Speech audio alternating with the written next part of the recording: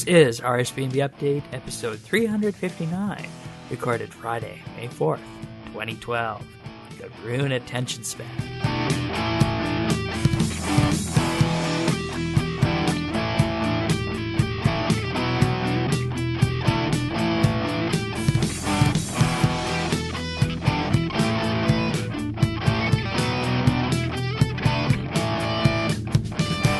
Hello everybody, and welcome to this edition of RSBANB Update. We are here this week with the usual J1, J2, J3. Do you really have to spell my name out like that? Yes, I do, because it's such a simple name to spell.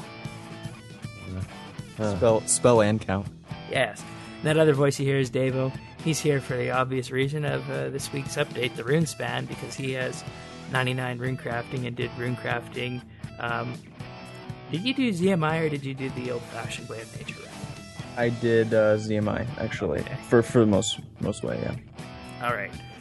So, that being said, this week's feature update is the Runespan, which is actually what last Saturday's little thing turned out to be for those of you guys who missed the show last Saturday. So, I think it's safe to say that after the little thing on Saturday, we weren't impressed with that we basically went to see this little portal appear, and that's all that happened, I'm guessing. I didn't catch it, but are you talking about the see the future thing? Yes. Yeah, I heard it's an interesting concept. I wasn't able to see it because I had school stuff going on, but yeah, it'd be cool if they do that with some more updates. Just kind of give a little preview, get people excited about it, rather than having all this speculation.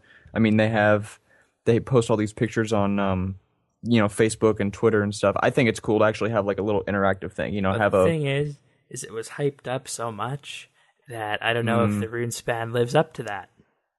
Gotcha. Well, yeah, I could see how that would be trouble. Well, we'll talk about Runespan when we get to it. Well, we are at it right now. So Runespan.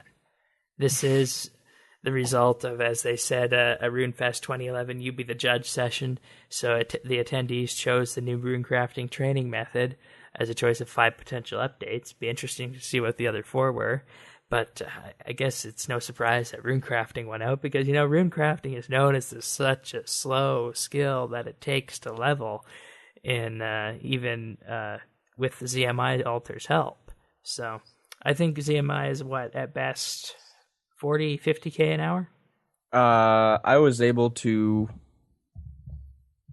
get about, 45K, like, full attention, not talking to anybody, not really paying attention to clan chat, stuff like that. I'd say 45 pushing it, 35 more relaxed, I would say. Okay. So that is the whole reason why we have Runespan here.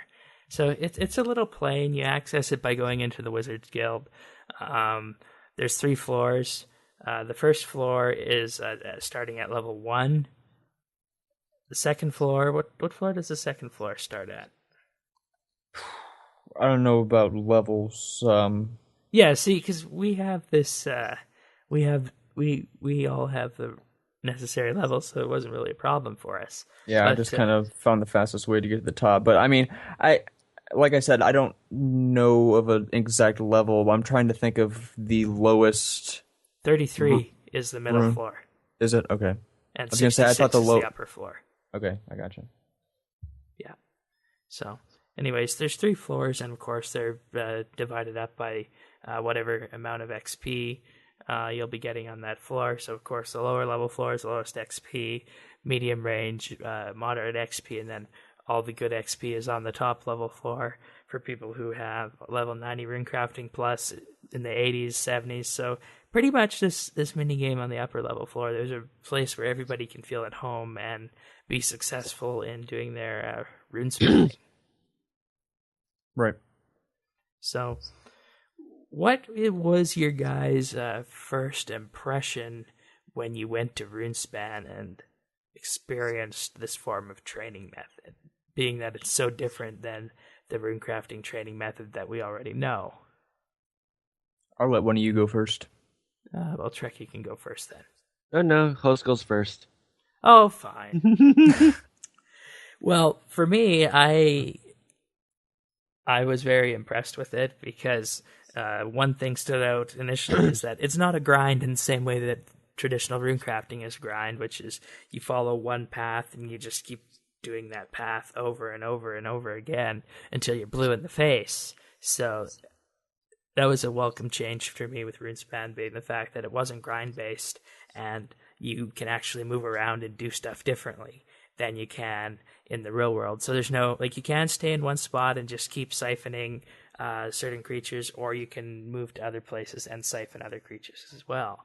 So what a siphon is basically there's these floating pieces of rune essence. You grab the rune essence, and then with that you can either siphon, I think they're called S-wraiths, and what are the lowest level? It's it goes up to fire, I believe, and those are S-lings. Those are little skeletal rodent things, and then they start.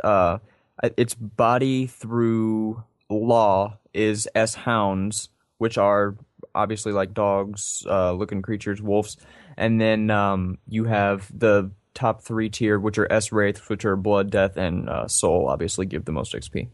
There we go. Among the creatures, but we'll get into that. Nodes give more experience than creatures for obvious reasons.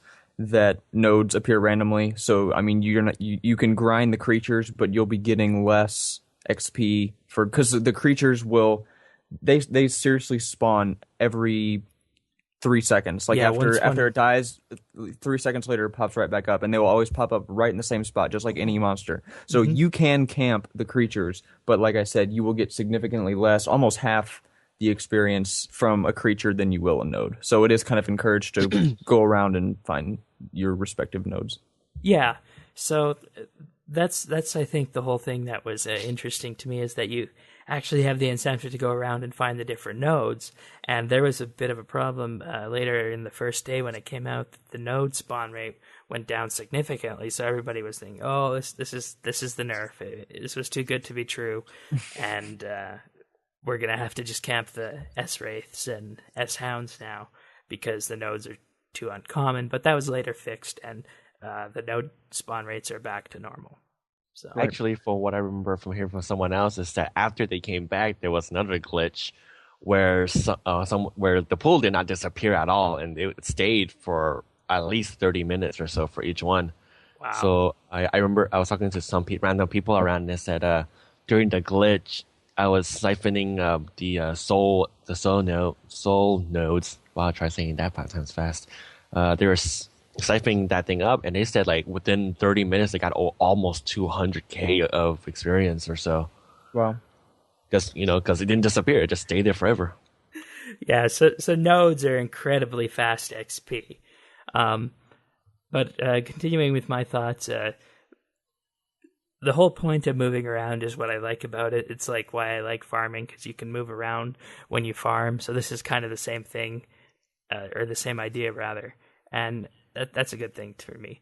The rewards, I'm not really that excited about. But I'm the main pretty reason you're going to the Runespan is to get the pouch, the XP. Right. Yeah, I am kind of underwhelmed with the rewards. I feel like they could have given a little bit more. I feel like it was a bit of a cop-out with the Wicked gear because it's basically just agile, pretty much. Well, a little bit less than agile, but a little bit less agile, but still the same concept. It didn't really have a unique effect. I mean, the only reason you would get that is for the weight reduction, obviously, and the esteem is an interesting concept. But I'm kind of disappointed that it serves no other purpose than cosmetic.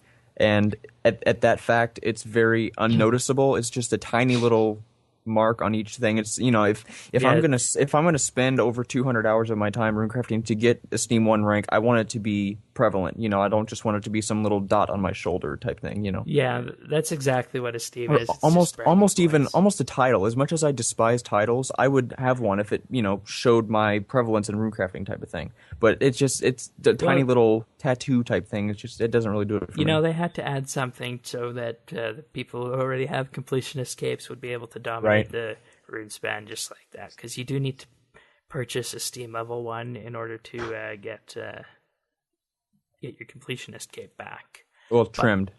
Yes, that's true.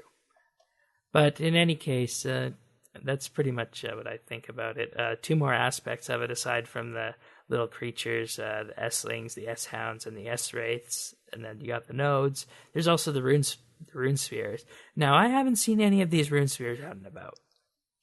I have not seen them. There's been multiple occasions where, one has appeared, but the first time it appeared, I was debating on whether I should go find it because I had no idea. I had no idea how long it lasted. It's like, okay, if it's only going to be there 10 minutes, why would I go and just wander around if I'm going to waste time? Well, it turns out it's there for an hour no matter what, unless it's taken before then. But I also didn't realize that it's on one of the 3 floors, not just your floor. Yes, so I searched exactly my entire the floor. I searched my entire floor for about a half an hour and I couldn't find it. And they're like, oh, well, it's on like floor 1. So it's, what? If it's not on your floor, if you don't hear people talking about it, I'd say don't worry about it. I haven't physically, like I said, I haven't gotten to one and seen how much XP there is. Maybe it is worth it, so don't quote me on that. But I mean, until I get some XP rates on, if it appears and you find it, go for it. But if it's been there for 45 minutes or something, I'd say just stay where you're at. Yeah. The same thing, I guess, could be said for the wizard, because it's about, I think, the most XP I've seen is about 5,100 XP from it. I know that in the time I was searching for the wizard, I passed lots of nodes, and I could have been getting XP from that instead. So I don't think that, if you find the wizard, that's good, but it's not something you want. I usually don't go looking for the wizard. I have a general area I stay in. And if I see a blue wizard, I will go and have him point me in the direction. I will go to him. But regarding on how much he gives, I did a little test, and it says you can give him the runes he asks for, or you can give him your highest, and the XP will depend on that. So the first few times I would give him soul runes because okay, that's mainly what I siphon. So I have tons of them, and it's obviously the highest rune you can do. So I gave him soul runes, and I got about. I want to say 6.5K. Okay. So I was like, okay, that's good. And then another time he asked for mind runes. I was like, okay, I'll try it just to see. So I gave him 10 mind runes and I got 7.5K. So no matter what he asked for, I mean, it could be air runes and you could have 1,000 soul runes. Give him what he asked for and he will give you more than your best. So, and at 99, I'm almost 22 million experience. I get about 7.5K for fulfilling his request. And that's a decent boost considering that it is a very decent boost. The olden days of runecrafting, it would take you about that's about 15 trips or so. Yeah, to get that many get that much XP. So right. Well, I think Dave, you want to give your thoughts in general on the update? Yeah. Also, we were talking about nodes giving more experience than creatures. Also, you have the pure nodes, which are basically they only have water, they only have fire, only air. But there's some that are combination, right? So there's like Firestorm, which is a combination of fire and air. You have Vines, which are water and earth. You have like Undead Soul, which is a combination of death and soul. I mean, there's not a combination for everyone. Skulls. Yeah, those are pretty cool. There's not a combination for everyone, but there's a decent amount. Anyway, what I'm getting at is the combination ones will give you more XP for what you get than if you were just doing this single one. So say, for example, I siphon Living Soul, which is nothing but soul, and I'll get 213 experience for successfully siphoning one time from the soul. Now, when I do Undead Soul, I will, it's randomly chosen which one is siphoned, death or soul, and it'll go back and forth. But if I siphon a soul rune from Undead Soul, I'll get 256. So I'm getting more from the combination each time, if that makes sense. Yeah, so always go for the combination because always go for the combination. And it's a vine, which is earth and water. I haven't tested this, but just for an example, a vine may give more experience than if you were to siphon pure fire type of thing. Pure fire, might give 35, as to where a vine, you're switching back between 30 and 25, so you're actually pulling ahead there. So just something to think about. It's not always the best idea to go after the highest possible thing if there's a combo that's a little bit lower. So just to switch it up a little bit. Mm-hmm. As for my thoughts, I'm going to go with Shane. I was really hyped up about this just because Runecrafting has really not seen an update in training methods since 2004 when it was released. Yeah, that's true. A very, very, very big overhaul to the skill, and people will say, well, you have Great Orb Project, blah, blah, blah. Yeah, but that's not really another way to train. Sure, they updated, you can make deaths, bloods, stuff like that. ZMI, that's great, but even with ZMI, you're still running to an altar, and you're still making runes. It's not an alternate method as to where you got fire making, you can burn logs, or you can go to Jadinko layer, that type of thing. Definitely adds variety. I'll just go ahead and go into how it'll probably affect the economy, because that's the first thing that I was kind of thinking of. And of note, we actually do have a question on this later. We do. So take this as the question to this, or the answer to this question now, Marking. Right. Okay, so basically how I see it is the only reason people would runecraft and make, runes and stuff was for the experience. A lot of people, they're training runecrafting. It's like, oh, I'm going to make tons of money. So people are everyone that wants to train runecrafting obviously is going to do the fastest method. There's no level restrictions like Ivy where you need 77 runecrafting to start getting the good XP. You just start from 1. So everyone's going to use a Runespan for XP. So therefore, no one's going to be making runes as much as they used to. So the demand for runes is going to go through the roof. Right, and in theory, this is all my speculation. We hope so, because there's a huge surplus of runes still out on the market. I mean, Runecrafting has been out since RuneScape 2, and everybody's making runes every day. But continue. So in theory, what I'm hoping, and I'm sure what most people that have thought about the same thing are hoping, demand for runes skyrocket. Okay, so because people aren't making runes, also people aren't making runes. People aren't buying essence. Therefore, the demand is going to go way low, so people are going to be dumping for ridiculously low prices. And I've been checking the GE every day semi-regularly, and natures have been going... I'm just using natures because that's what that's the most crafted, basically, for XP. So natures are going up gradually, but they're going up, and I checked essence, and they are plummeting. So... in theory, for the diehard runecrafters or the people like myself that used it for a decent income method before the 2009 RC curve that, all of us love so dearly, they were 99 at the time, that was my way of making money.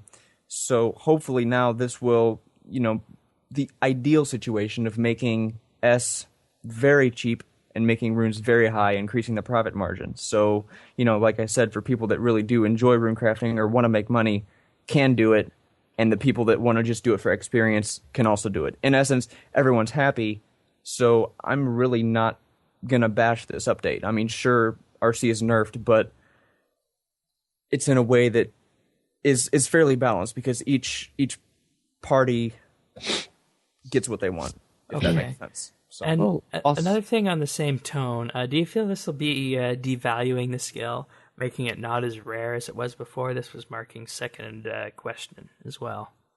Devaluing is very relative. I do agree that, yes, it's going to be less, quote-unquote, respected. Not so much to where it's going to be below, like, cooking or fletching. Not that there's anything wrong with, cooking or fletching. I'm a skiller, so every 99 is a 99.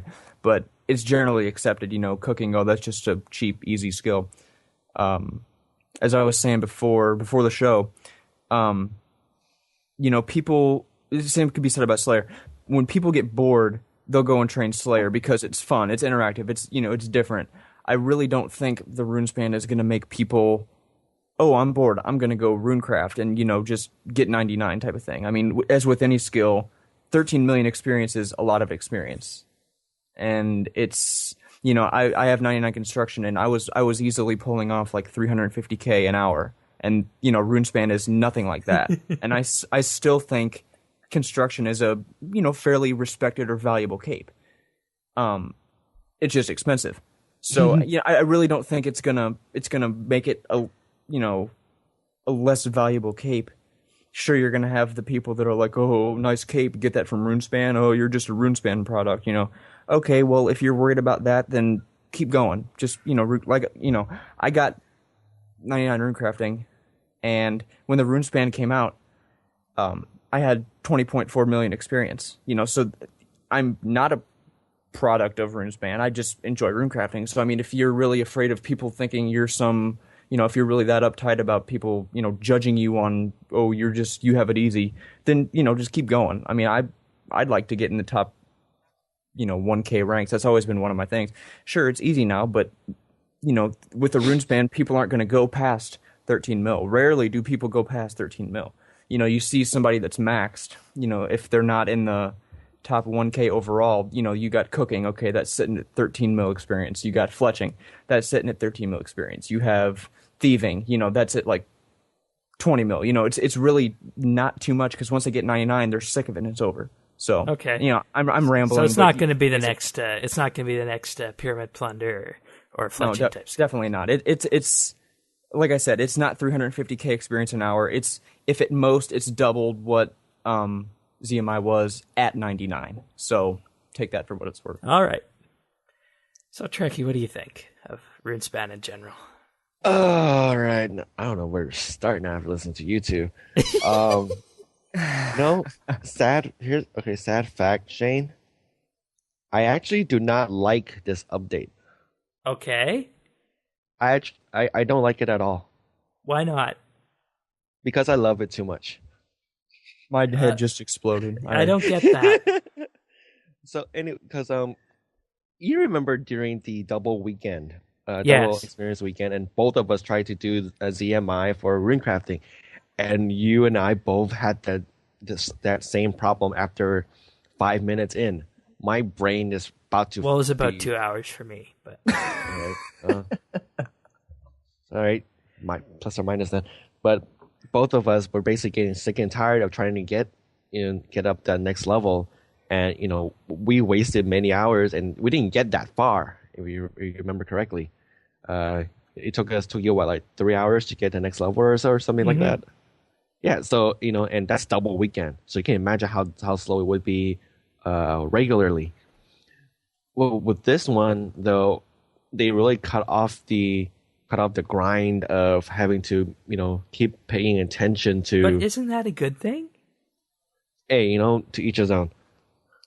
Yeah, it all comes down to, I mean, you had prayer and you have pray all now. I mean, it's, in essence, as sad as it is, I think it's pretty obvious they're moving to a skill X with all skills. Just here, you have behind the scenes maybe we haven't got to it yet, I'm just going to touch on it real quick. You got the bonfires, okay. I'm assuming you're going to have a full inventory log, you're just going to be able to dump them in. It takes away the grinding factor of fire making. So, I mean, I feel like it's just kind of all coming together and just becoming easier and easier and easier and easier. But I mean, what else can you do when you update a game like that? I mean, you can only add so many skills every so often. You can only make other skills faster, easier, etc. But continue. I'm sorry. Trek, is that why you don't like it, or? Oh, it wasn't that. It was the fact that it's just really boring and tedious, and all that walking doesn't really do you any good. Well, see, and there's another case right there. Is why it may not be devalued. People might just say, "Dear God, this is more boring than like running and having to pay attention." I can just AFK this like Ivy. This is stupid. I'm not going to do this, and then they'll just drop it for good. So I mean, like you said, to each his own. You got mixed feelings on it. So okay, well, if those who managed to pay attention all the way getting to 99 runecrafting at the before this update. By all means, great. You have more attention span than most of the other population who play this game. Those of us who are really little tired of constantly, about to doing the death nod as we're trying to do runecrafting, Runespan fits that category perfectly because you can do all the other little things, maybe chit chat and interact with other people around than just staring, click, click, click, click, click, right, click, click, click, F3, click. But, I found here's the other thing that you guys haven't touched on though is that with this update, there's also been a lot of new level requirements. So and they're all relatively close together. Okay, so case in point, I'm at level 77 runecrafting, and I need 83 to use to suck up the blood ones. Well, to get to level 77. Yeah, the bloody skulls. So I need 80. I can't remember what I needed 80 for. I remember I needed 80 for something. I needed 80 to do something in Runespan. I can't remember what it was. So I got from 77 and I was getting to 80. But once you get to 80, you're like, you know what? I'm only 3 levels away from using the bloody skulls. I might as well train for another 3 more levels. All right, you get to 3 or more levels. You know what? I'm only 2 levels away from crossing the gap to get to the soul place. All right, increments are so close; it just keeps you going and going and going, and before you know it. And then suddenly, you're like, all right, let's get the other 2 levels. All right, I'm at 85 now. Hey, I'm only 5 levels away from siphoning from the soul essence rates. Let's get me 5 more levels. Hey, I'm now at 90 runecrafting. Hey, 1 more level, I can do double nets. Let's get to 91. Hey, now I have double nets. Let's go make some money. So I think you just nailed the whole point of Runespan. Yeah, that's basically it. And that's a good point, because I would have never really considered that. I mean, obvious point. I go in there and I can just do everything. But that is a very good point, because I did notice, I checked all the requirements. You know, it's like 87, 89, 92. It's like, wow. You know, so it's really like, hey, you want this level? Go to Runespan. You know, you can get these levels a whole lot faster. And you know, for those who want to make money, the nature runes, death runes, everything are all still there. You can do that, and with prices fluctuating right now, you know, it's a buying market. So if you want to do that and save up, and then once you get to 91, you can, you know, do double nats for all the way to 99. Go for it. You'll make more money, and you know, you're happy. And also at 91, you get the pouch, the 18. Runespan almost being a crutch type of thing. Like, oh, I'm kind of sick of this. I'll go to Runespan, train up till I can make these runes type of thing. As to where, you know, you had to make runes because that's the only way you could get XP type of thing. So, you know, kind of as I was saying, and as you're reiterating, Runespan is going to be XP, and then that's going to affect the market as to where traditional crafting is going to be the money making side. And also notice that you get the massive pouch at level 90. Yes. Which is, you know, once you and then before if you're at 91. 90, if you're 90, hey, you might as well get 91 and then use that pouch to craft nature runes. So then you get to 91, and then hey, I'm almost to 93. Then I can use effigies, and then 95, etc. All the way. Hey, you know, before you notice, you're already 99 runecrafting, and that took you maybe. You sound very excited about this. Why are you calling it a bad thing then? I didn't call it a bad thing. Okay, well, why don't you like it then? Davo, would you explain to him, please? What are you trying to bring across? And I'll try my best. Shane, you didn't listen to the second part I said, did you? No, I guess I missed it. I said I do not like Runespan. I love it. Oh! Davo, could you please smack for me faster than I am? Oh, I thought you were wrapping up to a climax or something, where you were going to tell us why you hated the thing. Yeah, I think what he thought is you said I hate it because I like it so much, and I was like, "What? That's a paradox. What?" I thought he was ramping up to the point where he'd say he hated it because like everything's so good because it was making him addicted or something. Yeah, right. Because here's the thing, Davo, congrats to you getting rid of 99 runecrafting, but I could not do ZMI altar for 20 minutes without me about to fall asleep. Right. And what I like Runespan is I can be doing other things and actually talk with other people about different having more quote unquote social life in the game while doing runecrafting, which is also very nice to do. Oh, but, Trekkie, you also need level 90 for the greater runic staff. Yeah, so as I said, you get 90, and then hey, I'm only one level away to crafting that. Let's get 91. Hey, I'm only 2 levels to doing effigies. Let's go 93, and so on and so on. Sorry, go ahead. I expect a lot of people to get 99 runecrafting. That's a given. This is relatively really easy, and it's not mind numbing. Right, and like Trekkie was saying, how it's the increments are so close together to keep you going. We haven't touched on this, but I think it's fairly general knowledge now. Massive pouches degrade, right? And when they degrade, they disappear. Well, they disappear though.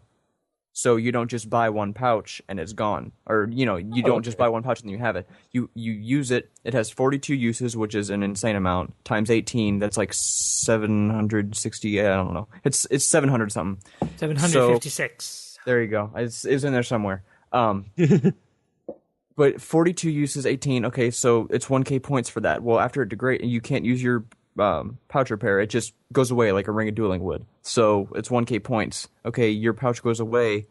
Oh, I think I'll go back to Runespan and get 1k points. Well, that 1k points turns into 100k more experience. Well, that's 100k more experience. You're to that next level if you're not 99. Oh, well, now, and it just feeds off each other because the rewards, you just have to keep going back and back and back and buying these pouches if you want to use it. So they really tied this all together. And with it's a great update. Yeah, it really is. And I'll give them credit for that because this is one of their best updates, I would say, of the year, if not of all time. But, everybody says that. Fingers crossed that it has sticking power unlike other things in the past. I think it will. I mean, that they keep missing. But here's the other thing about the reward system. Since we're going to touch on that anyway, most of us don't really care for the staff. The staff is not that great. I was going to bring that up. The staff. Right. Well, you go first then. You go first on that. Basically, all the staffs are is they can be aligned to a specific magic spell, kind of like the Polypore staff, except they can hold any spell.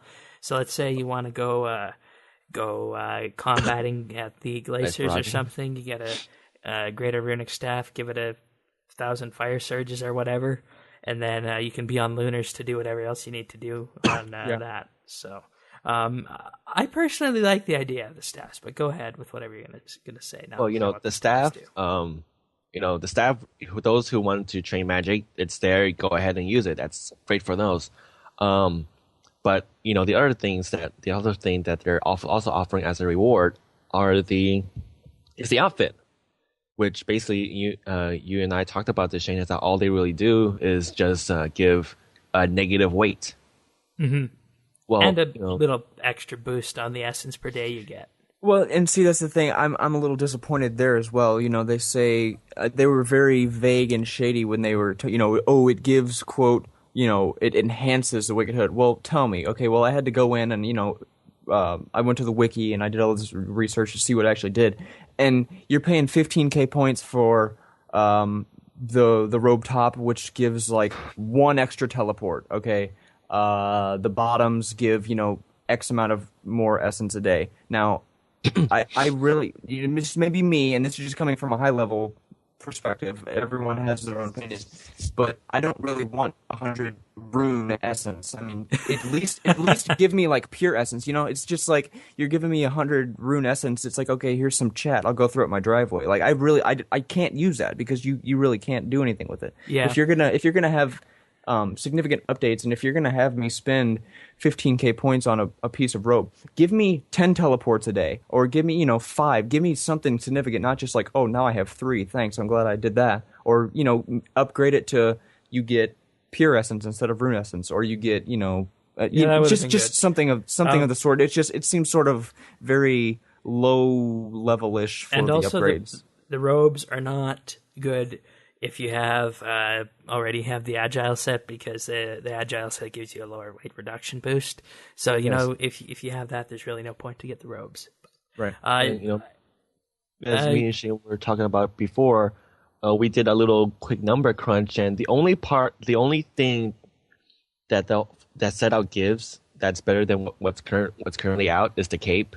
Cape gives you a slightly less weight than the spottier cape. But I'm still hoping we'll get a spottiest cape one day. Yeah, so see what happens. That's a lot of spots. Anyways, but I hate to interrupt such a good discussion on that this. That one will make you fly. You'll have so much negative weight, you'll just lift off. So. Hey, maybe we can actually start flying around the island then. There you go. Alternate mode of transportation, along with the hunting update. There you go.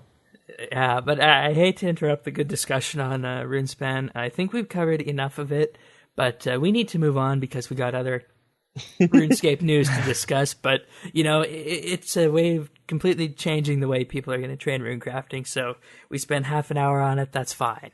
So. This isn't Runespan update as much as we'd like it to be. Yeah. This is RSBandB update, so we shall continue. But basically, rewards, not so great. You're probably going to save a lot of points for the pouches, and you're probably going to save up a lot of pouches, and the robes are not worth it unless you want that little extra thing or you think it looks good on you. Focus on the XP. Definitely, switch it up. Don't try to really grind here. I mean, grinding is grinding, but I wouldn't recommend just standing on one island, clicking the same thing, I think you'll be more rewarded. I mean, maybe at a 99 level 99, it's that's all you really can do. But if you're lower level trying to get levels, explore. I really do encourage it. There's all kinds of stuff. Go node hunting. I really do encourage the wizard. I'm still kind of shady on the rune sphere. Do that at your own. Do that on your own time or at your own risk. But definitely explore, take it all in, and I think you will be rewarded. So. Yep. All right. So tweaks and fixes from this week. Not that they're anything major, but as we did say, you do need rank 1 esteem in the Runespan for the trimmed completionist cape, which is a reason for them to do that. And also, over the next week, you'll find lilies of the valley once again, growing in grassy areas of RuneScape, since it is that time of year. And this one's for you, Trekkie, since you enjoyed this update when it came out. The Flash Powder Factory was slightly lower than intended, the XP rate, and has now been increased by approximately 10%. Yay! I'll do that after I get 80 Runecrafting. And then you'll get the flash powder and you realize, I'm so close to another runecrafting level. I'm going to go back to Runespan. Oh, I can get a massive pouch now. Oh my gosh, I'm so close to 85 now. You know what? I'll just get it. That's exactly what I was feeling when I got 70. I was like, you know what? I'm really close to 80. I might as well just get it. Hey, at 80, I can get to 83 and I can do that. And I was like, oh my god, I see a trend going on here. I apologize, Shane. I'm just naturally gravitating towards Runespan. Okay. Well, yeah, I mean, I would be the same way if this was a farming update. See, there you go. There you go. All right. Anyway. Okay, so release notes for the week. I really don't have anything to mention here. Unless, there's one thing. From Desert Treasure, Damas's Lair is no longer bright white when bloom lighting is enabled. I wouldn't know. I did that quest about 4 years ago. So. Yeah, when it first came out. 120 Dungeoneering is now announced in the broadcast system. Broadcasts now appear only once for each achievement. Grand Exchange armor sets are now using the correct derived prices based on their components in the trade tracker. Checks around bot squeals of fortune spins have been made tighter to prevent players from not receiving them. The MakeX interface now shows cutting red topaz as the cut version instead of the uncut. Big deal. That was really stressing me out. I'm glad they fixed that. Wider. Which one? The red topaz. That was really stressing me out. That's been killing me. If you can't sense the sarcasm, we can move on. That's something. Right. Actually, that's what that's a certain someone we know who has a little problem with little things like this. Oh, I gotcha. Oh, I know who you're talking about. Anyways, moving on. Performance improvement update. So this is the update that everybody's been waiting for. It's almost as important as Runespan in that it's increased the frame rate of the game. They say, as many of you will be aware, some of our previous anti-bot initiatives caused an adverse effect on the frame rate and performance of the game. The game engine team has been working very hard on solutions to this, and this update should bring significant increases in overall playability for the vast majority of those affected, noticeably on more so lower spec computers. And this is true. I've talked to people who had issues before not being able to run the game. Now it's up to a playable frame rate, 25 frames per second. Some people are actually able to run RSHD now when they previously weren't able to. So overall, this is a good update. And also with this, this update also includes more adjustments to the engine, which will significantly disrupt bots. I wonder, would that be what we were talking about before, or would there be another update in the future that will do more? I think this was the second part of the bot nuke. They just didn't make that big of a deal out of it because it was expected. And they say that these changes are part of our ongoing efforts to continually improve performance of the game as well as combat bots. And we have further updates in these areas planned for the next few months. At times we may go a little quiet in these areas. This is because it's often hard to share details of what we're working on without giving bot makers information they can use to their advantage. Rest assured, though, we understand that how these issues affect how you play and enjoy the game, so solving them is paramount importance to us. And, this is true. It did greatly reduce the number of bots in game, so I'm happy about that. And I think it also helped my performance just a little bit. So, Yeah. Overall, good update. Do you guys notice any performance boosts? Well, right now I'm running up between 35 to 40 frames per second. I'm at Runespan with all the white stuff flying all over. So I think that's good. Okay. Big test will be in going to Taverley and see how that is. Yeah, I haven't gone there yet. What about you? I'm not one that lags like crazy. But yeah, I do notice that it's run a little smoother. Like I said, I'm not just chugging along, but I do have the occasional lag spike or something. I'll go to the GE and it'll just kind of putt along. But yeah, I've noticed it being a lot smoother. So Putt. Yay. Putt. Okay, Wild Weekends. So this is the first of 4 Wild Weekends in May. For this weekend only, Saturday, Sunday, and Monday, we've increased your chances to win big and bag yourself some of the horns and tattoos from Squeal of Fortune.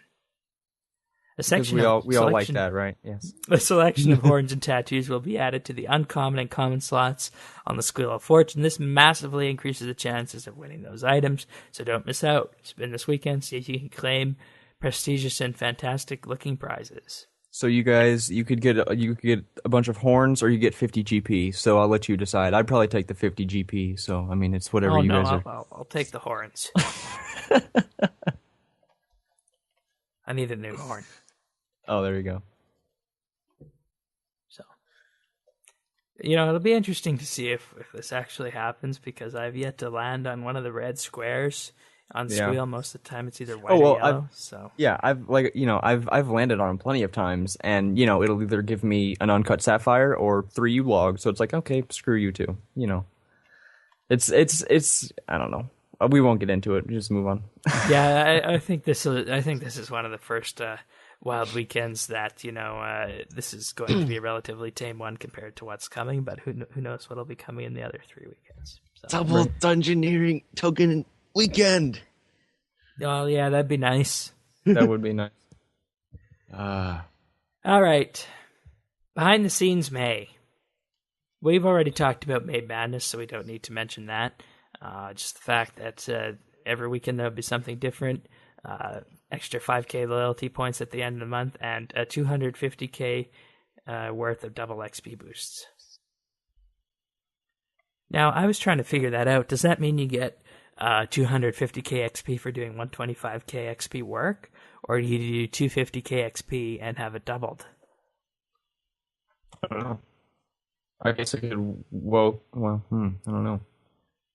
Right, if it's 250 bonus or 250 total is what you're saying. 250k's worth of double XP boost. That's all it says.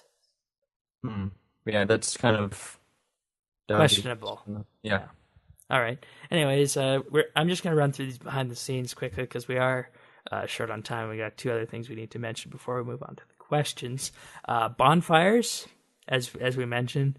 So they say long lines of fires are one of the strangest phenomena you could run into when traversing the world of RuneScape, but they remain the easiest way of training your fire making skill for years, and that's about to change this month as we add bonfires to the game.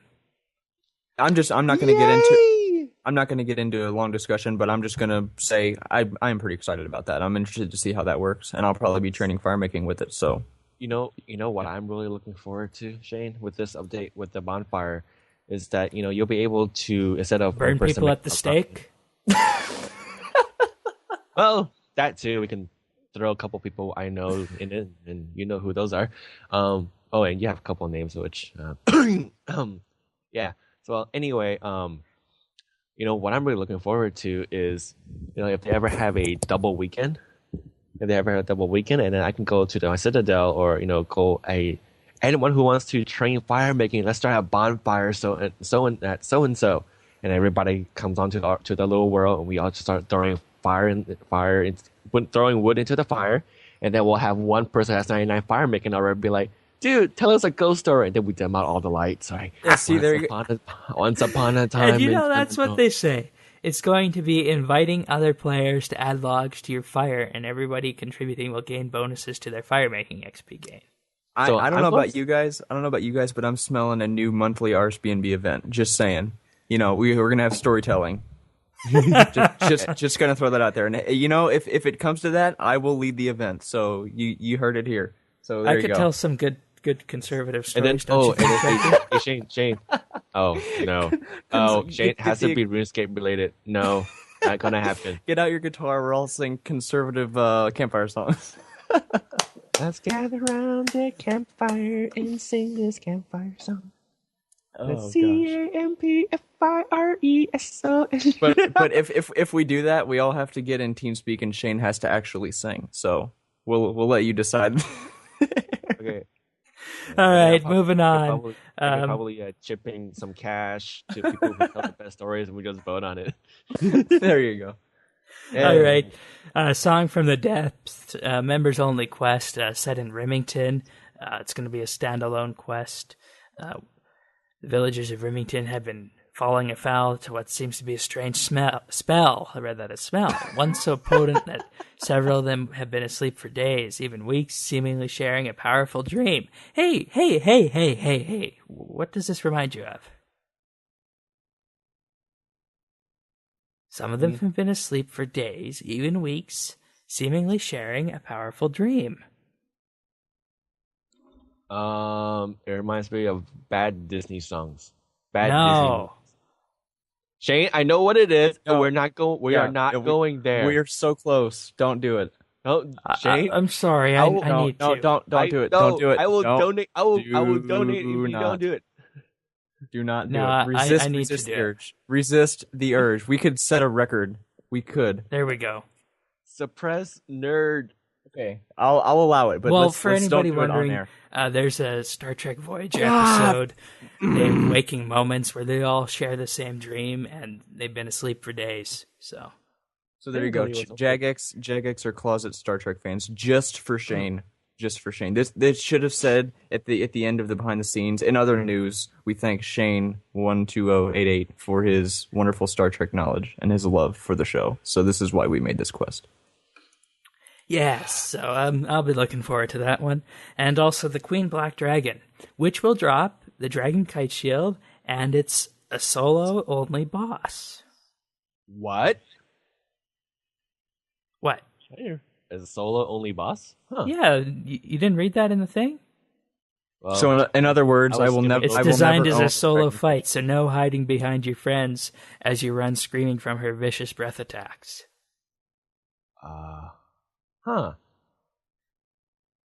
And you remember when the Chaos Elemental last spoke, we did mention the Dragon Kite Shield and the Queen Black Dragon. So that is true.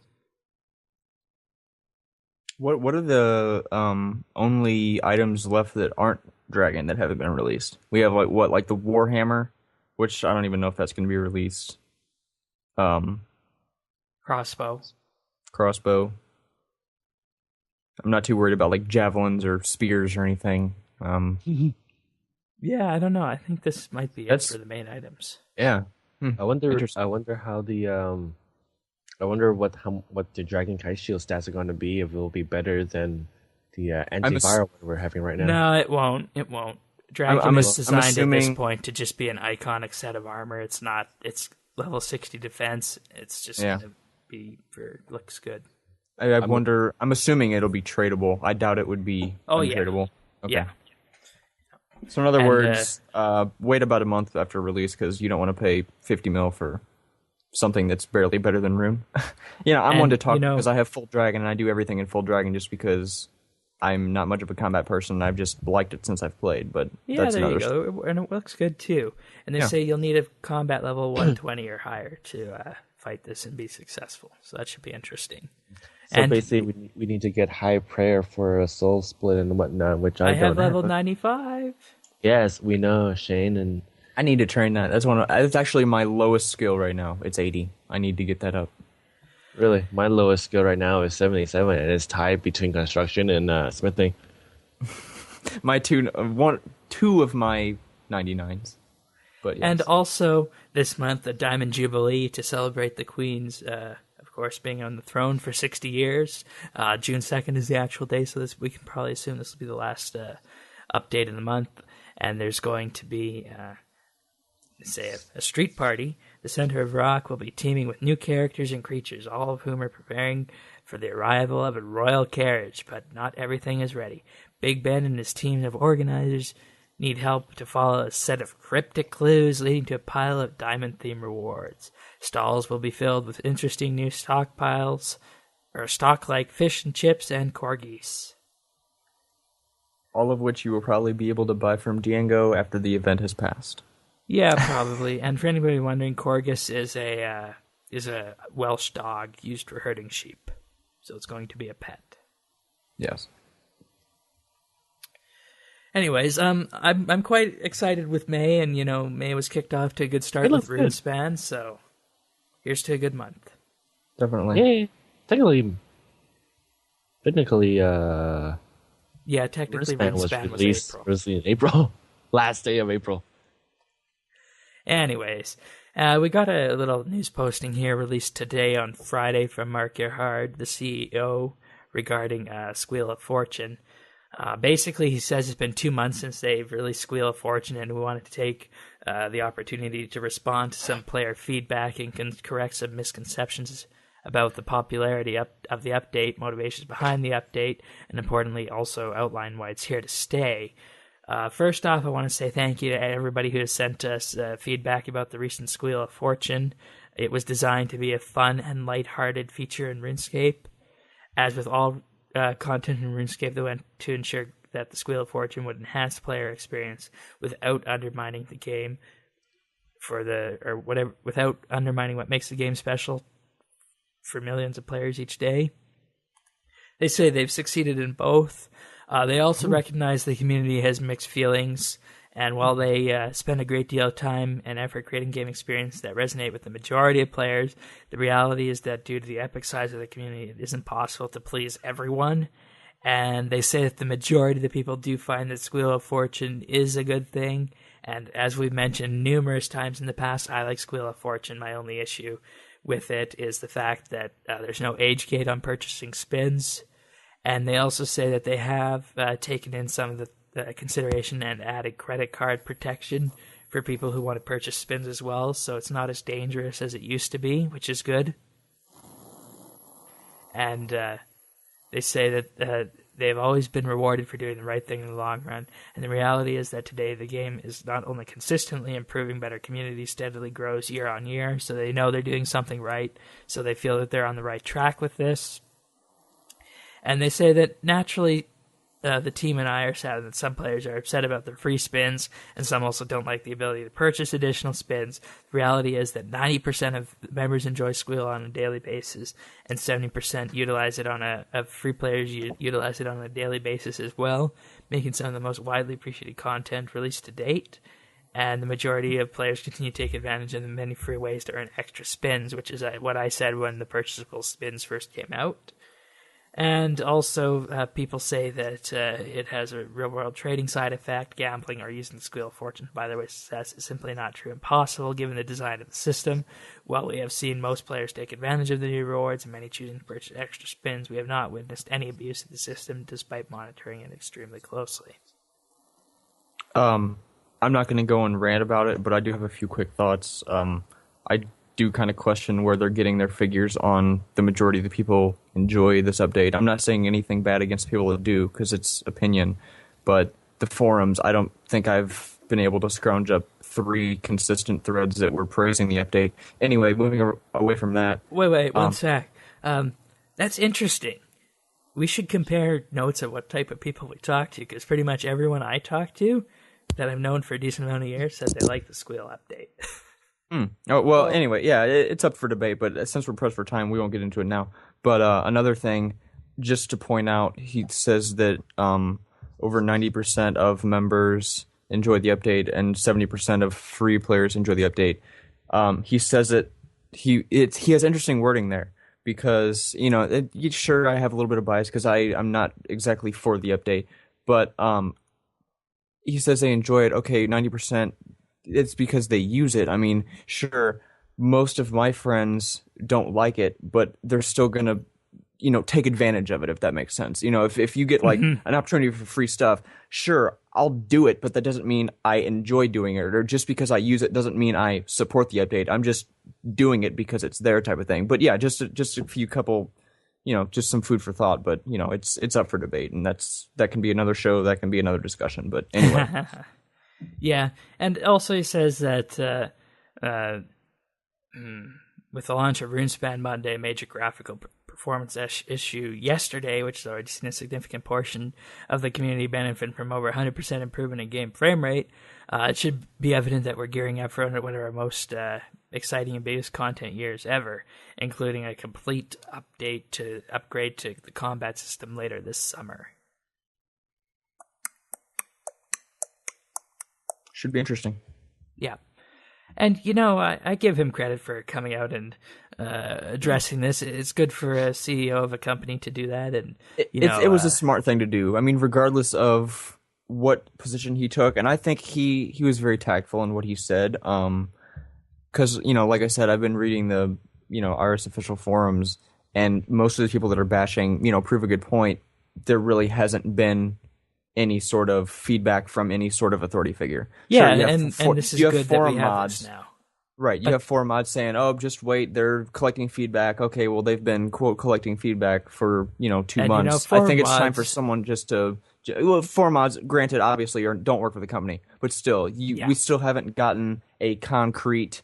Hey, this is where we're at. I still think they could have been a little more transparent in the whole thing, and just communicating and just giving us an update on the feedback instead of just saying we're collecting feedback. Yeah, well, you said that in every single post you've done. Just say, well, we're analyzing it and blah blah blah. Just give us some sort of update. But they gotta come out sometime, and they did, and you gotta respect it for what it's worth. So, yep, and if he had made this post last week or a week and a half ago when the updated prices for purchasing spins came out, I likely might not have had as much of a problem with the fact you could spend $100 purchasing spins when it just felt like too much like gambling to me.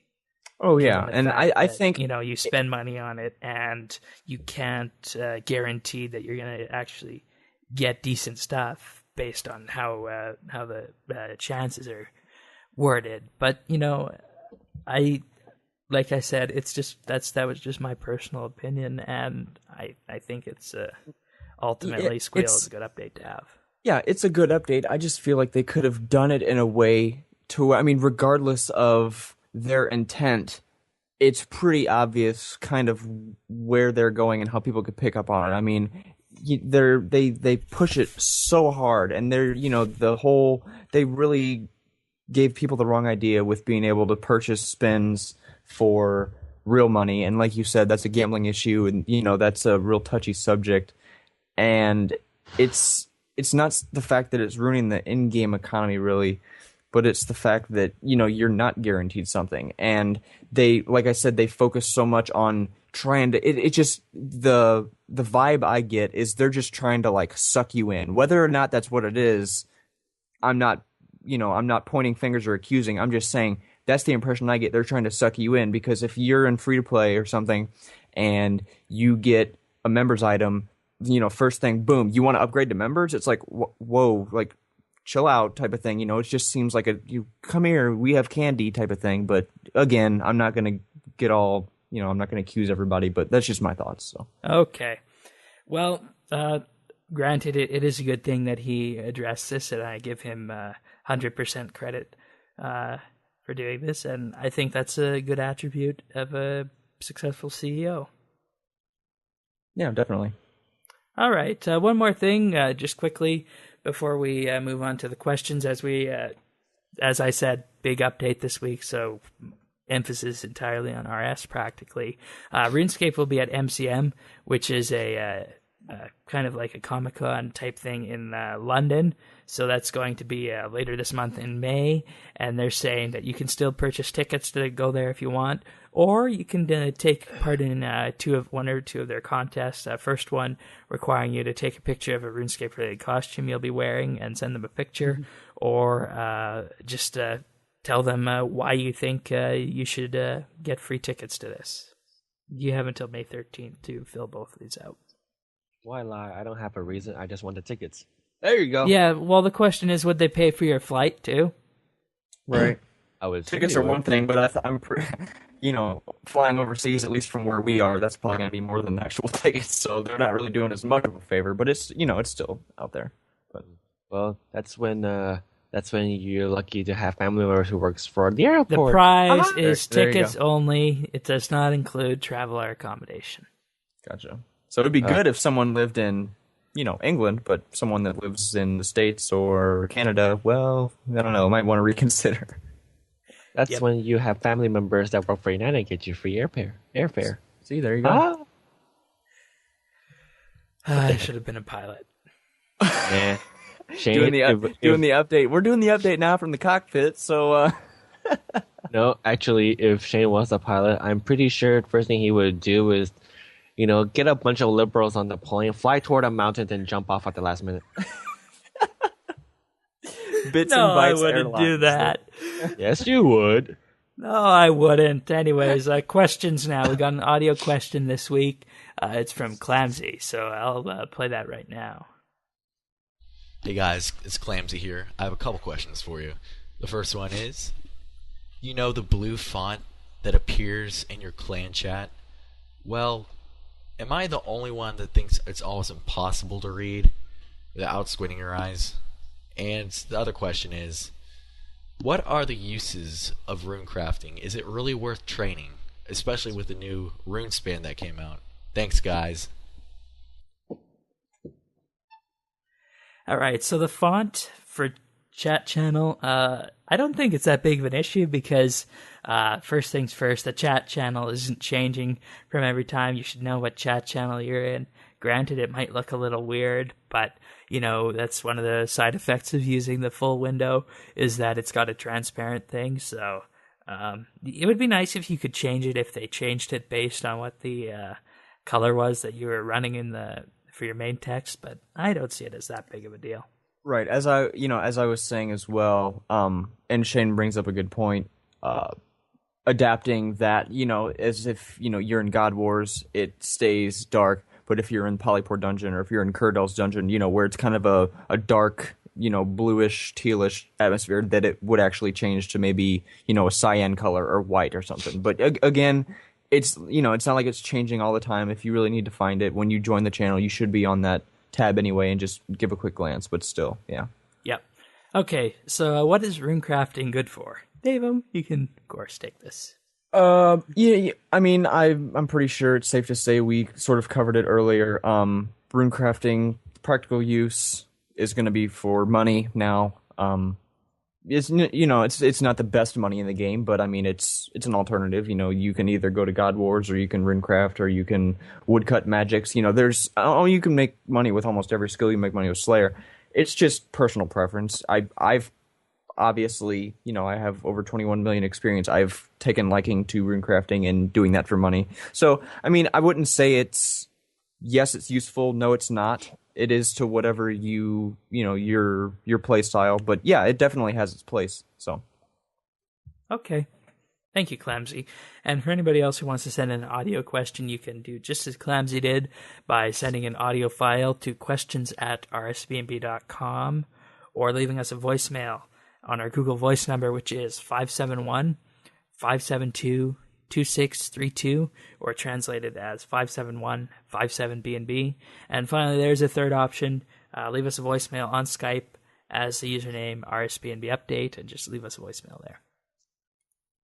All right, Trekkie, you can read the first text question. This is from Trekkie, from Tiger. Hey, host, I plan on making commentaries this summer. They're after you. Sorry, boy. Okay. Police car went by. Anyway, I plan on making commentaries this summer. As I previously mentioned, but I seem to have run into a problem. I currently just have a $20 headset that needs replacing. I was wondering if I had any suggestions on good mic at a decent price. I'm looking at a snowball at the moment, but I'll be betting this I don't want to use $70 on a mic when I'm brand new. Well, this is another question for me and Dave. I'll tell you what you can do at the entry line. Just get one of those Logitech type headsets that's USB. Those have decent enough sound quality if you're just getting started. So that's what I'd recommend to get started with. Just a basic USB headset. I like the Logitech one.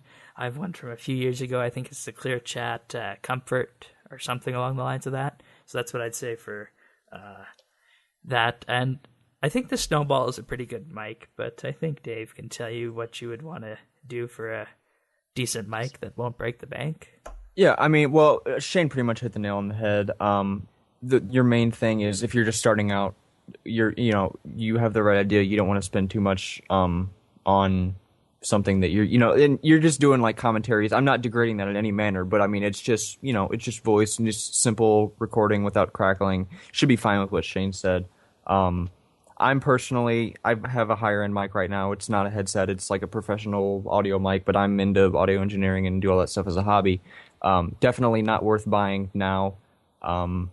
It's not a USB. It goes through all. It's a I'll get real technical here for you. It's a condenser mic. XLR cable goes into a FireWire interface, and that goes into my MacBook, which I'm on right now. Way too much money for what you're doing. Mind blown. What you just said. Not a clue. Anyway, yeah. Stick with a USB mic, Logitech. Just something real simple until you find your forte and what you're going to be doing. And if you don't like something about that microphone, consider it for an upgrade. But yeah, Shane definitely knows what you're talking about in that range. He does more voice, obviously. Updates, stuff like that. As to where I do more music. So I mean, we do have a different sort of specs for what we look for in mics. So yeah, definitely. Yours is which one are you using again? Just tell me again. It's a MXL 990. It's a professional quality. Okay. Yeah. That's the same one I'm using, except mine's USB. There you go. I just have a little bit more stuff on mine, but yeah, definitely. How much did that one cost you, Davo? It was about $150, $200. Wow. So, I got mine on sale for $100, and they sent me two of them for the price of one. I remember you messaged me on Skype. You're like, guess what? I got two mics. I was like, you sending it back? You're like, oh gosh, lucky you. Hey, you should have sent me it. Instead. Well, you needed XLR for your setup, right? So that wouldn't really work for you. Yeah, but. You could have said one to me before, but okay. We'll talk later. Yes. Right. All right. Next one is from the German. Hello, Shane, Trekkie, and Davo. Recently, I've started taking an Uncle Dano-like look at RuneScape. Now, when I play, I wanted to try to be more like the German, noble knight of Gothics, and less of Kevin, noble nerd of much soda and football. Do you think RuneScape needs more players like Uncle Dano? Personally, I think Gilinar would be a much better place if it had more knights and less angry gamers calling each other vulgar names and playing only for statistics. Danke, the German / Kevin. I completely agree. Yeah, I would have to say that as well. Without sounding like a complete shut-in, and I think that's I think the goal of every game developer, besides like Grand Theft Auto, thank God. It's, for example, Skyrim.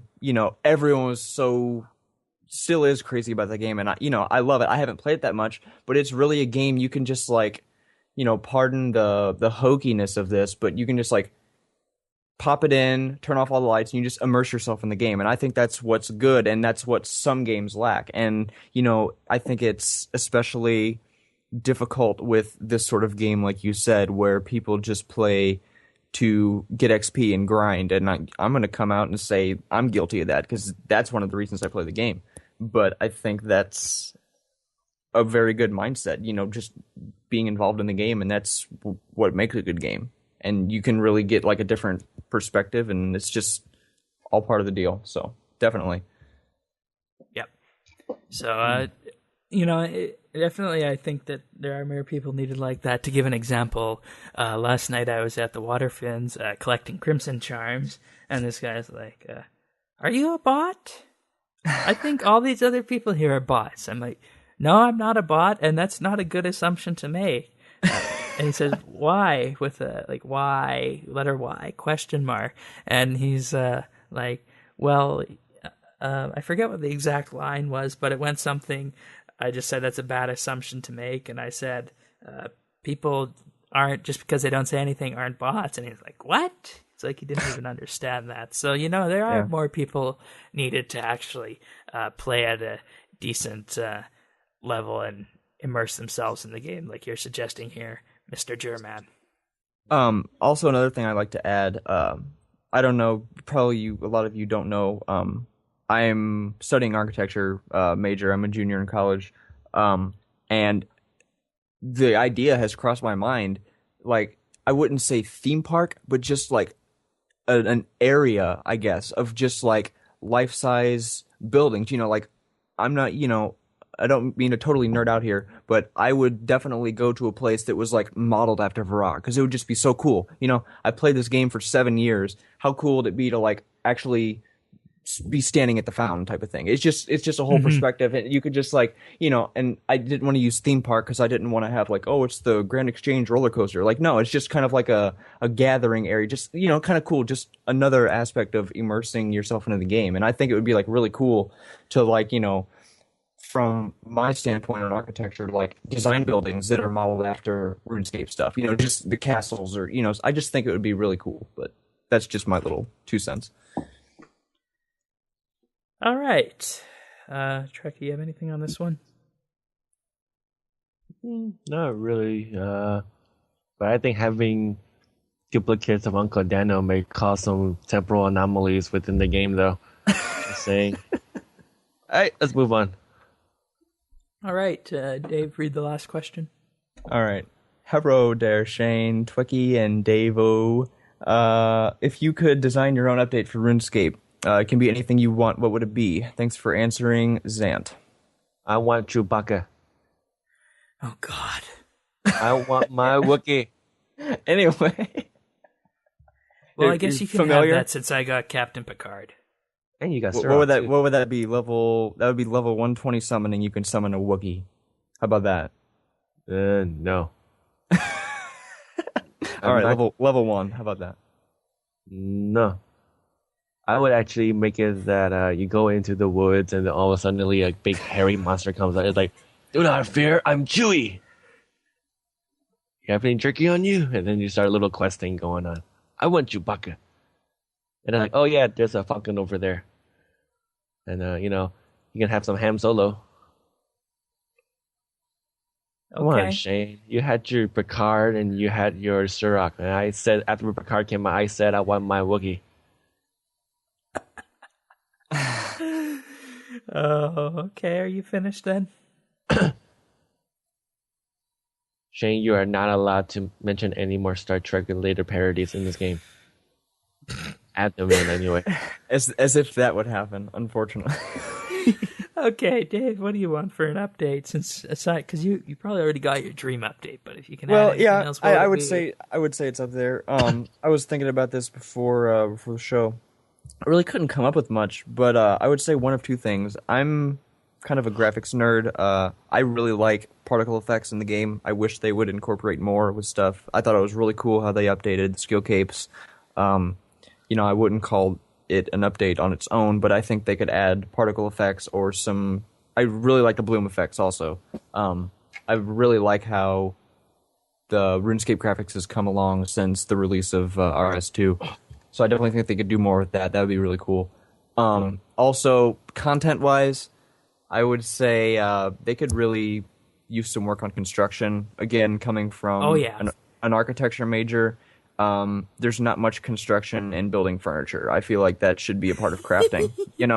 Yeah. It's like I build a chair. Okay, you're an IKEA, man. That's right. That's a arts and crafts type thing. If I'm gonna have construction, make it so I build my house You know, it's like instead of just I'll put a room here, you know, pour like a foundation. You know, you don't have to get into like the nitty gritty, all that stuff. But I just feel like there could be more around house building than house furnishing. So I think they could definitely use some work there and rework how that goes together and add more stuff like that. But that would be mine. So okay, I got about 3 updates I'd like to see if they could be anything I want. The first thing I'd like to see would be a complete overhaul of the main game interface. yeah, Get rid of the font. Yeah, the font, that's a horrible thing. For example, some of the fonts used on there is just bloody inconsistent, which is really annoying. But also, change the interface, because you have this game interface that was designed for RuneScape 2 and then just split apart when RSHD with the resizable window came out. So essentially, it's using an interface that doesn't really work in my view. So what I'm going to be doing for this month's Informer article is actually coming up with a user interface design mock-up about how they could update the interface and have it be more modern and just more usable overall. Because if you think about it, it's just, there's so much wasted space on that interface. It could just be made a whole lot more efficient and easier for people to use. So that's one thing I'd really like to see. Another thing I'd like to see would be an update to the farming skill in order to ensure that allotment farming is useful at the higher levels, because, you know, allotment farming ceases to be useful at around level 60 and you just have to go for the tree route. I'd like to see a way to train farming up that doesn't require planting trees in the high levels, so 70s, 80s, and 90s, that isn't as fast as tree farming, but still is still relatively supplemental, right? Yeah. And the third thing I'd like to see is a redo of the old RS Classic skills, specifically smithing and crafting, because right now those skills are so completely useless in that everything that a player wants to wear for armor-based is just purchasable on the Grand Exchange from a monster drop or something. So what I'm thinking of is have smithing and crafting be the ranged and magic set of armors, and smithing, of course, be for the melee combat. And what you do is you do something similar to extreme potions, in which you have a certain type of resource that you get from mining it. You also have a certain type of resource that you get from doing a specific quest, and that quest is limited in this per day in the same way that the red sandstone is limited. And you also have a higher level requirement. So combining those 3 kind of things together, you would get this armor that would be better than Barrows armor and better than God War's armor. And it would encourage people to train these other skills and actually use them within their game. And then, of course, you'd have this untradeable armor, kind of like you have untradeable extreme potions and whatnot. So then that's a good point.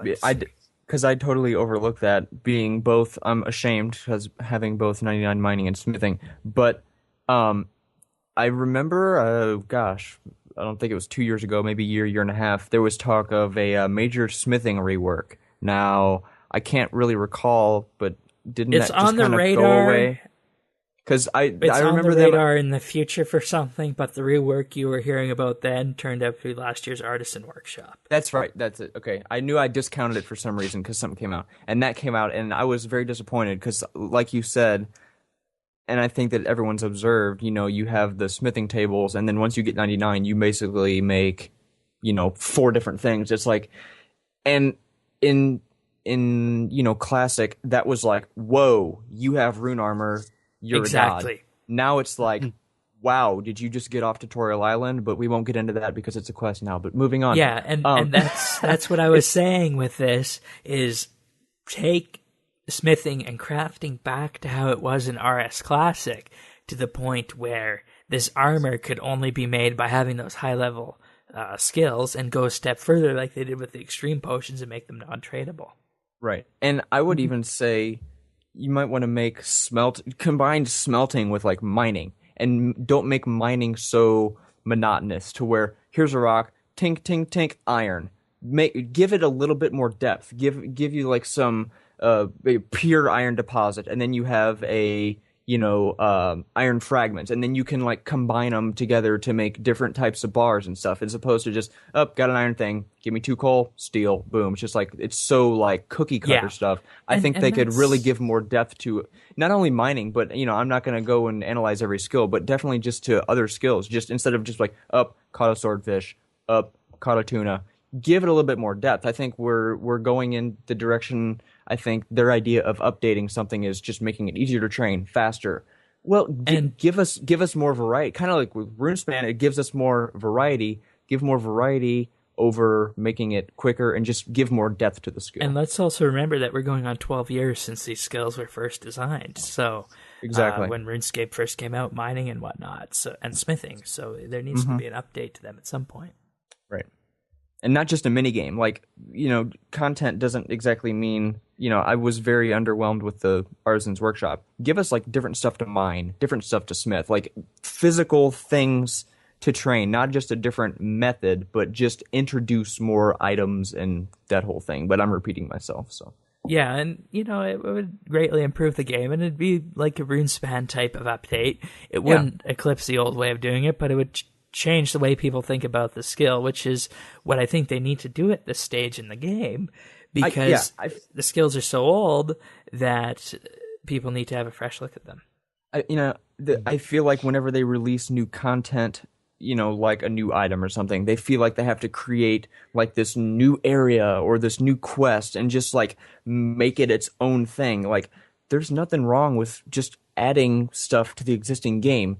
Don't go overboard to where you redesign the map like Taverley. That's still a sore spot with me, but again, won't get into that. But if you do introduce new ores, slap them in Varrock, slap them in Ardoin, slap them in Taverley. Just put them all over. Don't like make some new Slayer dungeon. It's just you just keep adding on and adding on. All they're doing is just increasing the map and just adding on and adding on. Give to what's there. Improve what's there before you start expanding this to wazoo, But yeah. All right. So that's it for questions. So thank you, everybody, for sending in questions. I promise next week we should be able to do more questions, assuming that the bonfire update isn't as groundbreaking as Runespan was. Or we're hoping it is. Yeah. So, anyways, more questions for next week, and we'll answer as many as we can.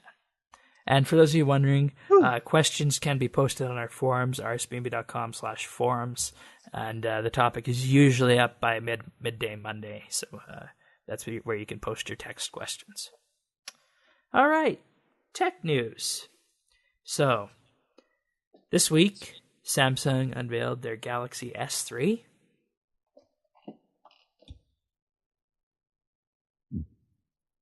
Silence. I'm an iPhone user, so I'm just gonna keep quiet. Okay. Well, I think. Plus, I don't really know much about it, but if you have stuff, go for it. Okay, I was gonna say, as iPhone users, we should take a look at this to see what a future iPhone could look like. It's a 4.8-inch Super AMOLED display with 720p resolution, 8-megapixel camera. iPhone 4S already has that, and it runs Ice Cream Sandwich. Yay, sandwich! So the point of this phone is that it's the next generation of phone that Samsung is releasing, and I'm guessing the focus is going to be on the screen and what's coming inside of it, but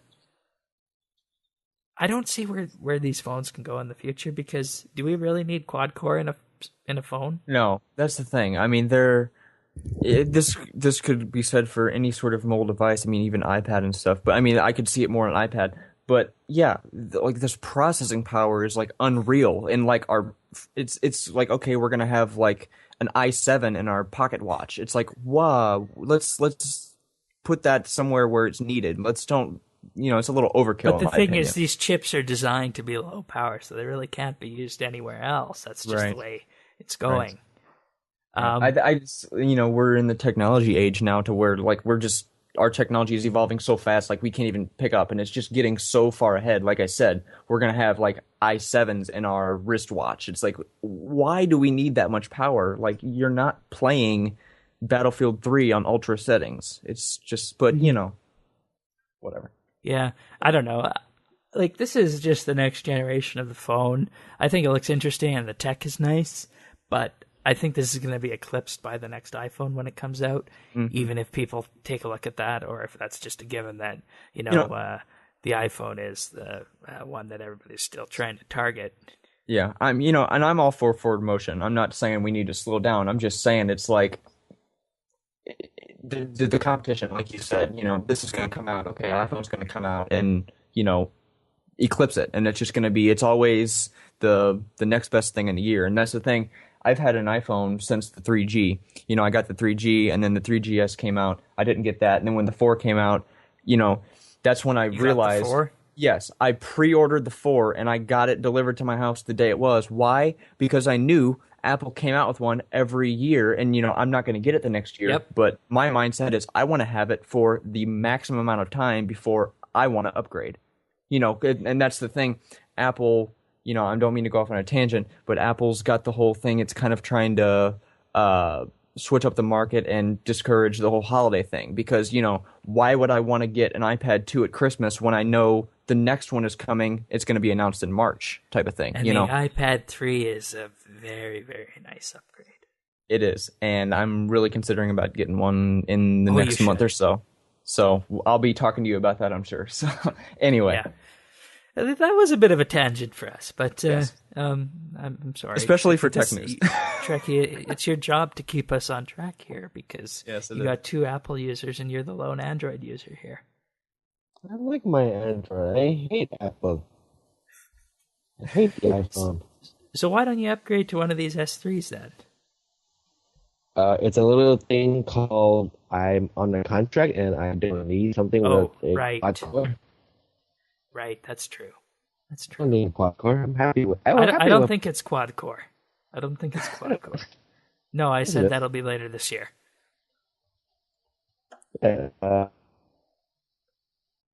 Anyways, May not be up to everyone's liking, but the quad core processor and improved voice control features show that Samsung's flagship Android has staying power.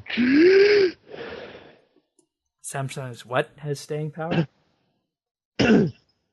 Samsung's flagship Android line has staying power. Oh, yeah. And, if I was to get an Android phone, it would be one of the Samsung ones. I don't think I will. I think the next one will be iPhone 5, but I will have that contract issue whenever that happens. So I hope I'll be able to work around that. But in any case, moving on. The new Yahoo CEO has fake data on his resume.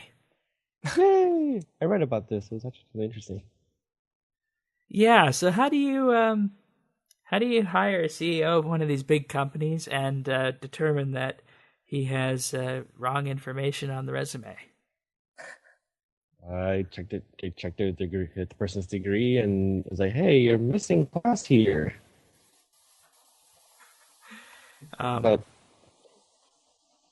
so basically, they're saying that because he doesn't have a computer science degree, he's not qualified to run a CEO. I don't think you. Is that what the issue is here? Thanks. I remember something similar, that he doesn't have a computer science degree, and that's what people were getting on about him about. I mean, management is management. I mean, I could get a degree in history and then go to run an ice cream shop and be the next Ben and Jerry's. I wouldn't. It's not like he's going to be a code monkey for Yahoo. I mean, if he has a management degree, you can go into anything. I mean, it's pretty straightforward. I mean, it's when it gets down the line to the specialized, like I said, code monkeys, web developers, where that really matters. You can't have some burger flipper in there, running your servers. But the issue is apparently that it was listed as that he has a bachelor's degree in marketing and economics from Illinois State. But Yahoo then clarified that he received a bachelor's degree in business administration with specialties in marketing and economics. So I'm guessing what this is what the whole snafu is about. So basically, Actually, they're it says- overreacting. Basically, he still has the qualifications. He's just misread or lied about it. But I mean, I'm not justifying it, but it's like, really, guys, come on. But here's the other thing that we have to also remember. What does Bill Gates and Steve Jobs both have in common? Yeah, they dropped out They of high dropped school. out. Exactly. And look what happened to them. They became right. multi-billionaires, and Yeah, exactly.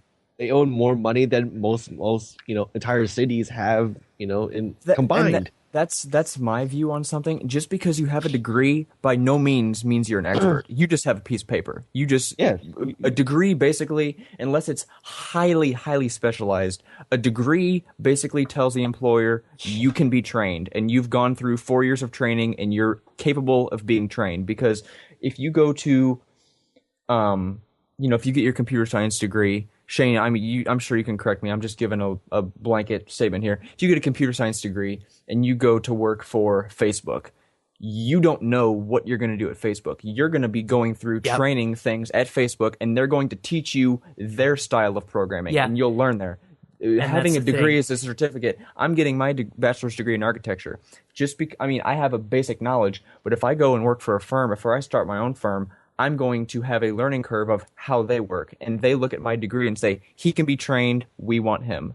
So actually, it's funny that you mentioned this. My teacher back in high school said something similar. He said something like, going to school basically means you are able to process the information. Right. Everything else is OJT. You will learn everything when you're on the job. Oh my gosh, 90% of job skills are learned on the job, not college. And that's just, another tangent. IQ. Everyone's like, oh, IQ is how smart you are. No, IQ is the capacity of your brain and how much your potential to learn. So that all ties in, but yeah. I don't think it'll, I think this is just something that they'll be able to point to in the future, that Yahoo had these kind of problems, and this is why Yahoo is struggling, because we all know Yahoo is not exactly in the best position these days with regards to everything. So this could just be a scapegoat.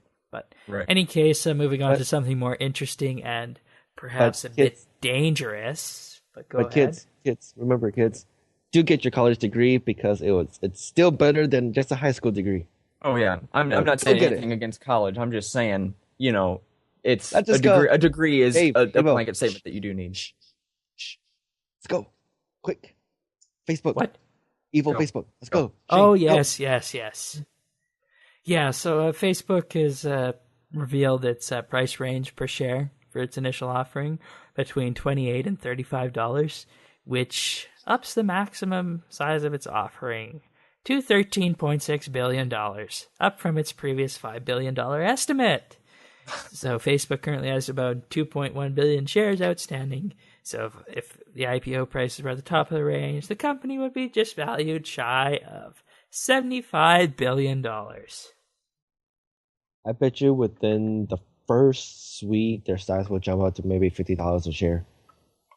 Oh, probably. And this whole thing scares me for What, two reasons. Yeah. First reason being that, I don't think they'll be you can try and say they're focused on their users now, but even if this was the case, I don't think they'd be focused on it after this. And the second thing, this is just a bad thing for the market to have a company like this valued at $75 billion potentially. Let's also take a look at some of the other interesting things in the past 2 weeks that went on in this world. Facebook bought Instagram for $1 billion. Evernote, I used it as my pick a few weeks ago, got another $1 billion of funding. So we're seeing all this money go into these kind of tech things. But what happens if this little thing pops? I mean, $75 billion, that's a huge amount of money. I mean, if Facebook were to tank at some point, it's no longer at the point where all these little tech startups are just, if they disappear, are going to cause no effect on the economy. They're going to be having big impacts, I think, at least. So this is just something we need to be very careful about and watch what you're doing with your money at this stage, I think. Not that we have any stock investors in our audience, but... Well, just saying, high risk, high reward, but know what the risks are. Yeah. There's a risk in everything you do. And my friend who's an accountant likes to play stock market, and I can assure you that I've told him many, many times you can bet money, but don't bet the house. Yeah. Yeah, that's true. So, I just don't think we're gonna see much through this. I give it until this November or early next spring until we start seeing some kind of downturn in the tech industry. Because if you think about it, ever since 2005, the tech industry has just been going up, up, and up, and up. So, I don't know, Dave, you have anything on this one? Nope. All right. Moving on to other things then, including a Skill of the Month update for May. I got the wrong title in the notes, but I will fix that later. So the May Skill of the Month is Dungeoneering, which is currently in the lead by the Lion 777, and it looks like we still got a 5-way race going on. So that's a good thing. Currently in first place, we have the Lion with 193,000 experience gained. Second place is Sunset Fish with 187,000 experience gained. And third is Metal Maniac with 180,000 gained. Fourth is Jason with 137k gained. And fifth is a Div with 106,000 XP gained. And all these people have been on the up and up. And there hasn't been a lead change yet, but Metal Maniac has shot up to number 3 in the last day. So it'll be interesting to see what happens going forward.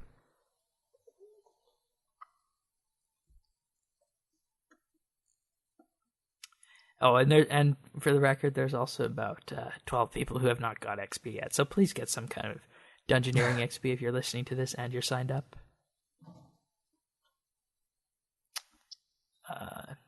Anything else on that? Nope.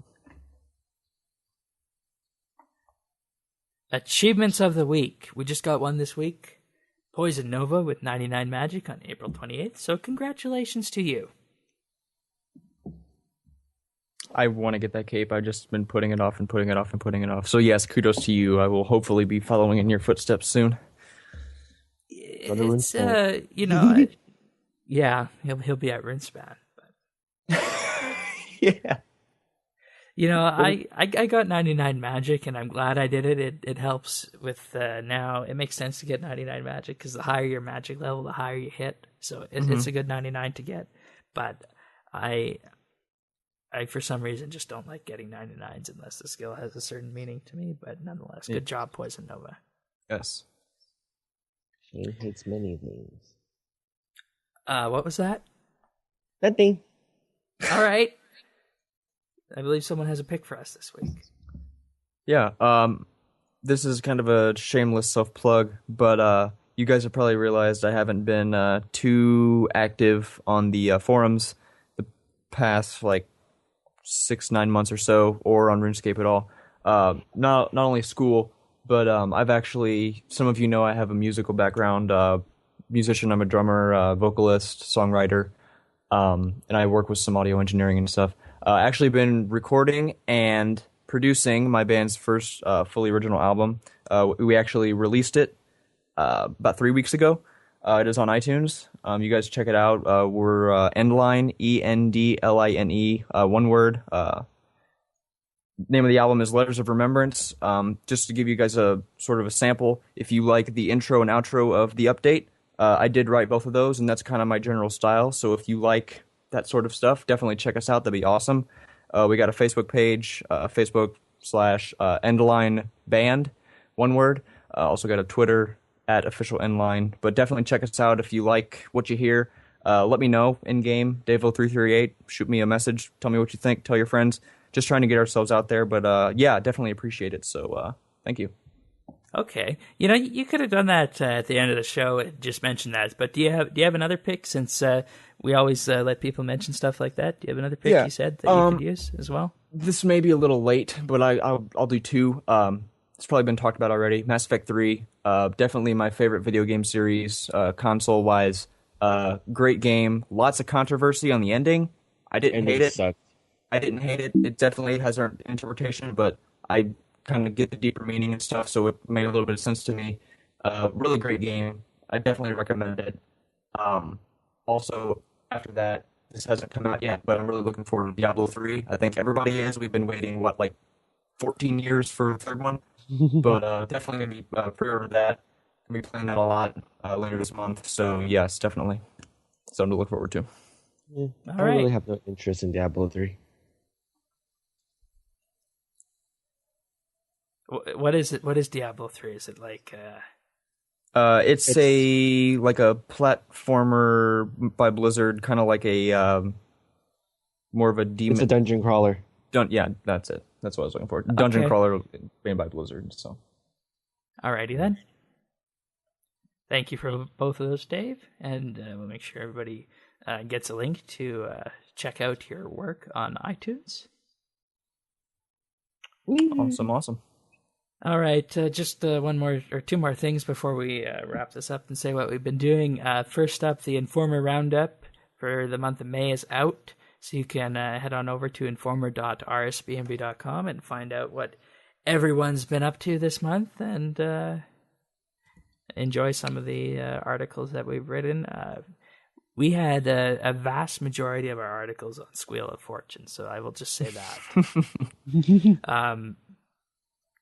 One saying yes, it's a good thing. One saying no, it's a bad thing. One on the fence kind of thing. So definitely take a read if you're interested in that. And we also had a few gaming articles this month, which I did neglect to mention. One very good one on political correctness and the other on games of the 90s. I will be adding an addendum onto that post because I was messaged the other day and I said, where's the gaming articles?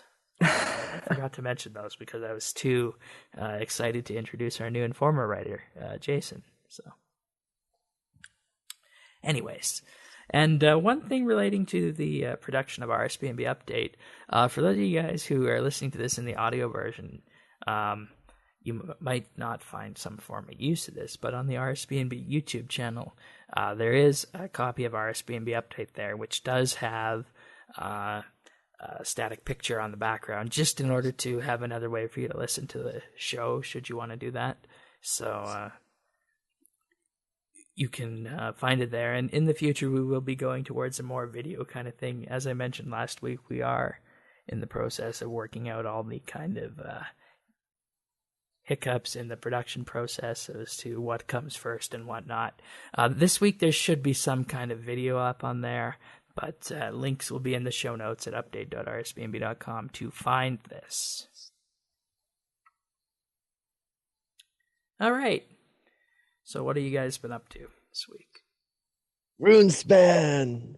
Oh yes, need we go through this segment? Yeah. Sorry, go ahead if you're not finished. I got 80 Runecrafting, and I did a little bit of a Citadel. That's pretty much it. But I'm Okay. happy with the 80 Runecrafting. stuff. Not to get to 83, then 85, then 90, 91, and so on and so on. For me, semester's obviously coming to a close, as probably is everyone within the next month. I got 2 days left. This week the past 2 weeks have been pretty crazy. Been working on research papers, final projects. This week particularly, been AFKing Runespan. As I mentioned earlier, just got finished producing and recording and doing all that stuff with my band's album. Free time, I'm working on new material. Actually, if this album does go over well and you guys like it, we will definitely be making a second one. I've got lots of new material. And hopefully on the second one, I have and I am working on the intro and the outro of the update, and I do have words for them, so they'll definitely be in song form, so definitely look forward to that. But yeah, that's That'll basically- be interesting. Yes, it'll be good fun. So yeah, that's basically what I'm doing. Looking forward to summer. I got 2 days left of class, and hopefully get more music writing and RuneScape, and just enjoy no school. Right? Yep. All right. Well, as for me, Runespan. And but beside that, just gathering charms, still going for 88 summoning. I think I'm about half the way there, but I'm trying to figure out how this bonus XP thing will work, so I know if I have enough charms or what the heck's going on, whether it's 250k for a total of 500k or 125k for a total of 250k. If it was the first one, I'd be set as it is right now, but I'm not sure. So I, as you can see, that's why I have a vested interest in that. That's pretty much it for this episode of RSBANB Update. Remember that, of course, show notes and whatnot are available at update.rsbnb.com. You can also find all the other good RSBNB features on the main website, rsbnb.com. Favorites there, like the Grand Exchange portfolios, House Designer, our map, the new signatures, the personal skill signatures. So yeah, and definitely if you're a new listener, don't be afraid to join the forums. Get to know us. We're pretty cool people. Not to not to be conceited at all, but it's a really good community. Definitely just come by, say hey, let us know you listen. Just, I'm always up to make new friends, so yeah, pop on in. Yep. So hope to see you there. Have a good week, everyone. See you next week. See ya. Bye.